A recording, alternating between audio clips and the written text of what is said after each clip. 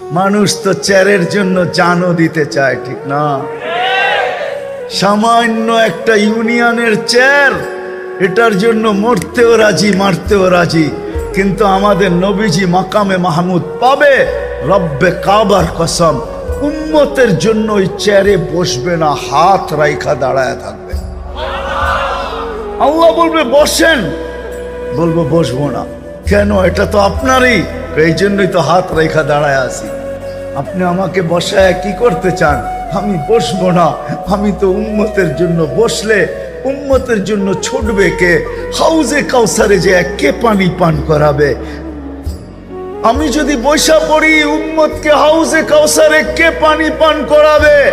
আমি যদি বৈশা পড়ি, তাইলে মিজানের পাল্লায় যে কে মনিটরিং করবে? কে দেখবে যে পাল্লা সামনে ঝুঁকতেছে না পিছে ঝুঁকতেছে? যদি সামনে না ঝোঁকে, তো আপনি আমার সাথে ওয়াদা করছেন, সাউফা ইউতিকা রাব্বুকা ফাতারদা। আপনি বলছেন আমাকে রাজি করে ছাড়বেন। আপনি বলছেন লা ইউখজিকা ফি উম্মতিক, আপনার উম্মতের ব্যাপারে আপনাকে লজ্জিত করব না। আপনি বলছেন সাফি তুসাফা, আমি সুপারিশ করলে নাকি দিবেন। সালতোতা, আমি চাইলে নাকি আপনি দিবেন। তো আমি মিজানের কাছে ছুটবো, যদি পাল্লা সামনে না ঝোঁকে তো ওইখানেই হাত উঠায়া দিব। পাল্লা ঝুঁকায়া দেন না।